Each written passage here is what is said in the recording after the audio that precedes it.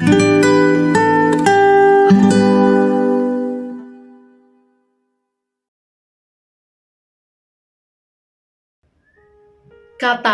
sudah diampuni, tapi kok tiap kebaktian minggu disuruh terus mengaku dosa?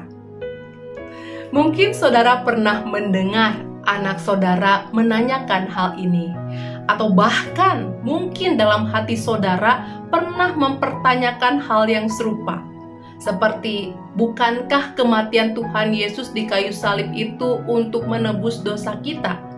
Terus kenapa dalam tata kebaktian minggu sebelum pelayanan firman atau khotbah kita semua diminta untuk mengaku dosa kita di hadapan Tuhan? Apa maksudnya? Apakah ini berarti bahwa penghapusan dosa yang telah dilakukan Tuhan Yesus itu tidaklah cukup? Untuk menjawab pertanyaan semacam ini, pertama saya mengajak saudara untuk melihat firman Tuhan dalam surat Efesus pasal 1 ayat 7 dan ayat yang ke-8 yang berkata, sebab di dalam Dia dan oleh darahnya kita beroleh penebusan, yaitu pengampunan dosa menurut kekayaan kasih karunia-Nya yang dilimpahkannya kepada kita dalam segala hikmat dan pengertian. Artinya, pengorbanan Tuhan Yesus yang mati di kayu salib telah memenuhi konsekuensi dosa yang adalah maut tadi. Kematian Yesus di kayu salib membuat belenggu dosa yang mengikat manusia telah dipatahkan. Sebab yang mati pada waktu itu bukan manusia yang telah berbuat dosa, tetapi yang mati, yang menanggung konsekuensi dari dosa itu adalah anak domba Allah. Untuk itu ketika Tuhan Yesus di kayu salib berkata, sudah selesai, di sanalah terjadi pemutusan ikatan dosa pada manusia.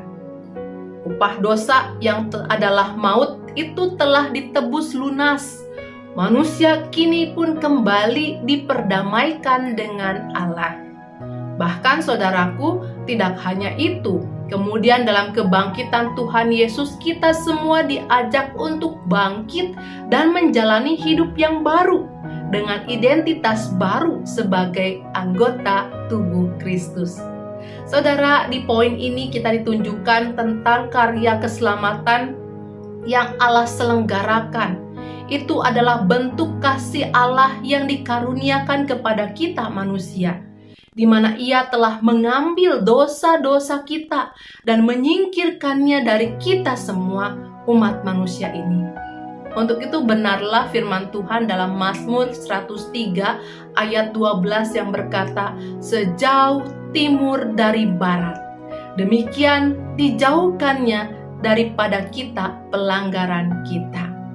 Saudara, lewat pemaparan kita tadi kita paham bahwa pengampunan yang terjadi dalam peristiwa kematian Tuhan Yesus di kayu salib itu adalah pengampunan yudisial, di mana Allah memberikan kepada kita manusia satu pengampunan ketika kita menerima anaknya Tuhan Yesus Kristus. Itu adalah wujud dari kebijaksanaan ilahi, di mana Allah dengan kasih-Nya yang sempurna telah memutuskan belenggu dosa karena melihat betapa manusia tidak punya kesanggupan, tidak memiliki kemampuan untuk menanggung hukuman kekal dalam kebinasaan akibat perbuatan dosanya. Nah, karena itu saudara, jelas sekarang semua dosa entah itu terjadi di masa lalu, sekarang bahkan di masa yang akan datang, semua itu sudah diampuni secara yudisial. Sehingga kemudian setiap orang yang menerima Yesus Kristus tidak perlu lagi menanggung dosa hukuman kekal karena keberadaan dosa-dosanya.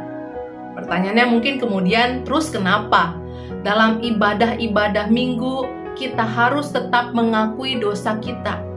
Bukankah itu sudah diampuni? Jawabnya ada dalam 1 Yohanes 1 ayat 9 yang berkata, jika kita mengaku dosa kita, maka Ia adalah setia dan adil, sehingga Ia akan mengampuni dosa kita dan menyucikan kita dari segala kejahatan. Kalau saudara perhatikan, ayat ini memiliki sebenarnya latar belakang pemikiran bahwa kita sebagai orang-orang kepunyaan Kristus itu telah diperdamaikan dengan Allah hingga kita memiliki hubungan yang baik dengan Allah. Akan tetapi sekalipun demikian, ternyata kita manusia yang hidup di atas muka bumi ini terus bergumul dengan keberdosaan. Entah itu muncul dari dalam diri kita atau karena kita tergoda meresponi apa yang ada di luar kita, yang membuat kita memiliki hubungan yang buruk dengan Allah.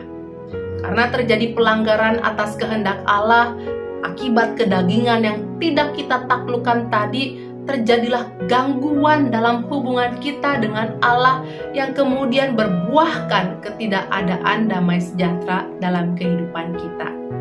Oleh karena itu, sebagai anak-anak yang tetap dikasihi Tuhan, kita didorong datang kepada Allah dengan Yesus Kristus sebagai perantara, di mana kita dapat mengakui dosa-dosa yang telah kita perbuat, hingga kita dapat mengalami kembali kasih Allah yang sempurna, di mana hubungan kita kembali dipulihkan. Pemulihan hubungan ini disebut dengan pengampunan relasional, karena pengampunan yang Allah lakukan tadi telah membuat pulihlah hubungan kita dengan Allah yang Maha Kudus. Karena itu saudara, dalam kesadaran akan keterbatasan kita di hadapan Tuhan, rasanya perlu bagi kita selalu memiliki kerinduan datang kepada Tuhan dan mengakui dosa-dosa kita, supaya selain relasi kita berjalan kembali baik dengan Allah, kita di sana dapat merasakan waktu kita membuka diri kita kepada Tuhan, kita dipulihkan dan bahkan bertumbuh dalam kasih karunia-Nya. Akhir kata, jangan takut datang kepada Tuhan, jangan pernah merasa sudah sempurna. Biarlah Tuhan membangun kehidupan kita, di mana kita terus membenahi hidup kita hingga kita layak disebut sebagai anak-anak Allah. Tuhan Yesus memberkati kita semua. Amin.